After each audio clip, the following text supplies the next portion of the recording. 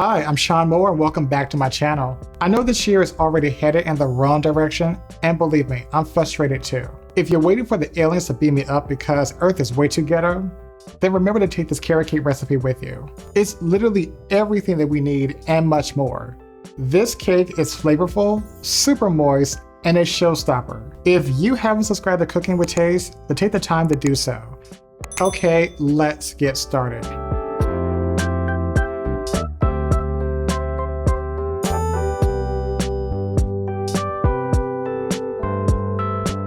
Carrot cake is one of those staple desserts that is just simply delicious. All you need are these ingredients right in front of me, and I will also include the measurements in my description box. Yes, I'm including raisins and walnuts as essential ingredients.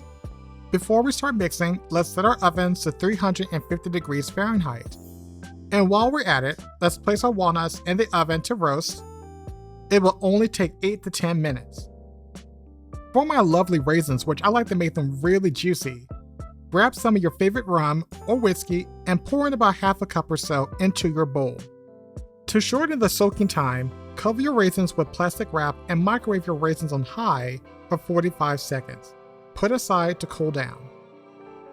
Now let's work on our wet ingredients. Pour in your 2 cups of granulated sugar and beat on low speed. Now pour in your 1 1/3 cup of vegetable oil, which will maintain the moisture of the cake. I'm cracking 3 large eggs, which are at room temperature, and incorporate the eggs one at a time. This helps to keep the batter from being a slimy mess. Add in your 2 teaspoons of vanilla. Don't forget about your walnuts. They do burn, you know.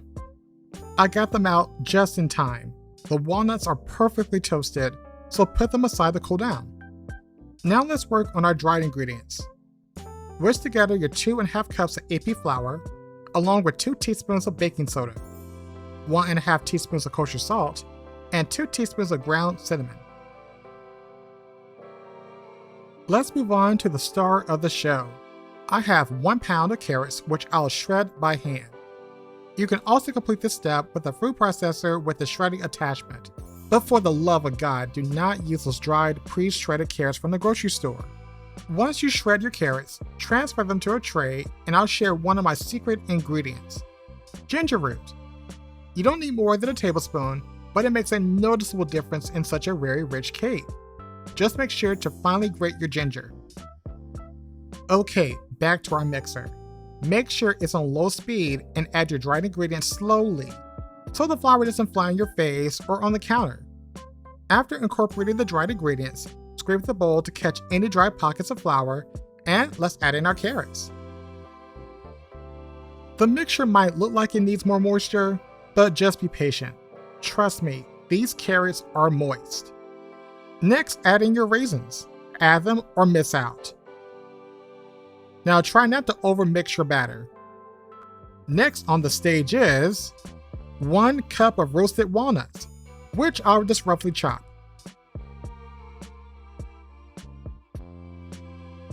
And finally, half a cup of fresh pineapple. Just cut off the top and bottom ends and portion out your pieces. I guess you could use the canned stuff, but I just don't care for the added syrup. Also, I usually keep a fresh pineapple in my fridge. It's actually pretty good for you. But don't be fooled.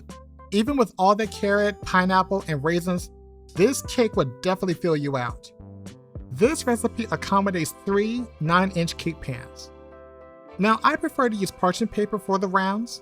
You could also use the butter flour method, but this step that I'm doing is foolproof.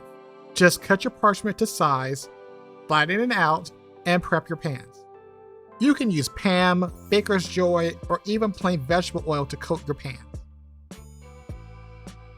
Now, to ensure that your cake batter bakes at the same rate, I recommend weighing out your batter. Just make sure to weigh your mixing bowl while empty, as well as zeroing out your cake pans. Okay, my batter is even, and before placing your pans to the oven, take the time to tap out any air bubbles. Bake at 350 degrees for 50 to 55 minutes. Make sure to rotate your pans halfway through. It's been 50 minutes and my cakes are done. The smell is wonderful and the color is so inviting. Let your cakes cool before removing them from their pans, and you can choose to either remove the paper or just keep it on. In this case, I should have actually left the paper on, and you'll see later. By the way, these cakes are super moist. Put the cakes aside while we work on our cream cheese frosting. I have 8 ounces of butter as well as 16 ounces of cream cheese, good quality vanilla, and 1 pound of powdered sugar. When making this frosting, it is so important that your cream cheese and your butter are at room temperature. Otherwise, the two just won't mix evenly. Add your cream cheese in first, just because it's a little stiffer than butter. Mix for about 30 seconds and then introduce the butter. By the way, you can also use salted or unsalted butter for the frosting. I really want you to taste the frosting for the ideal salt level. And I really love the color of this Kerrygold butter. It is quite vibrant. Add in a pinch of salt plus 1 teaspoon of vanilla paste. Mix on low and pour in your powdered sugar slowly, like so. Scrape the bowl from time to time, and if you want a stiffer frosting, then pour in extra powdered sugar. Mix for 1 minute. I am quite pleased with the texture of this frosting.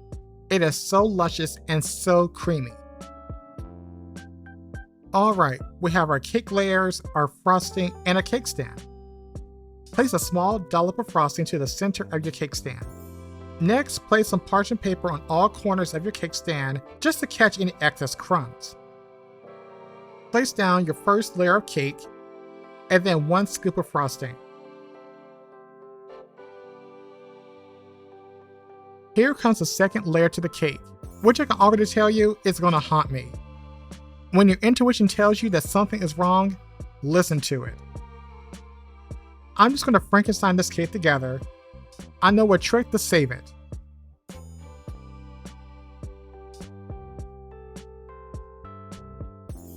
Continue to frost the cake like usual and put either your best layer or your second best layer on the top. What I'm doing now is what is called a crumb coat. It's simply a thin outer layer of frosting which seals the cake from crumbling. This step will be my saving grace.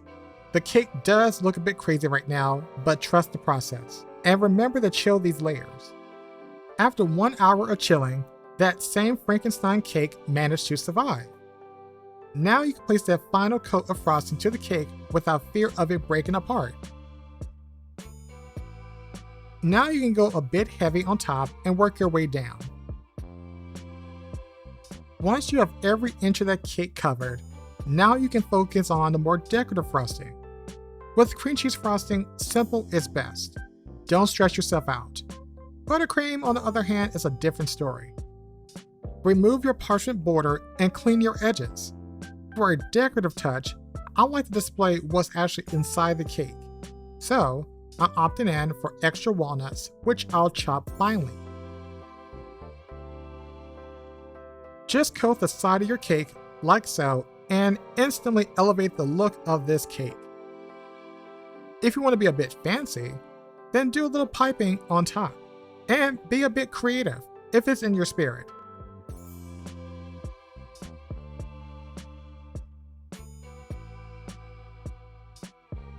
And for a finishing touch, top your pipe spirals with some pineapple slices. It just adds to that classic look of carrot cake. Okay, I'll just stop here. Now I'm ready to eat.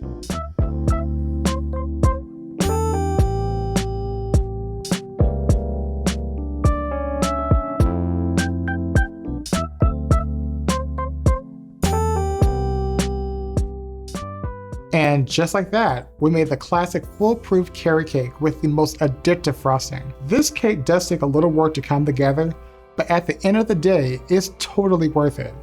I bet my bottom dollar on it. As I mentioned earlier, this year has not lived up to our imaginations, and it's difficult for some of us to understand. I feel frustrated that we live in a society where bad people get rewarded, but the exceptional ones do not get their praise. Even though what we see on the news can make you feel hopeless, It doesn't mean that we can't live up to our ambitions. Just try to be the best person that you can be. Please check up on your loved ones, create those moments of happiness, and take time to reflect on your goals for this year. Until then, subscribe, like, follow, and I'll see you next time. Ciao.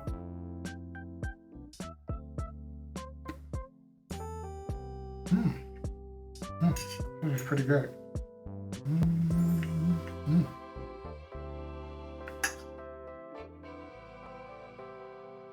Mm.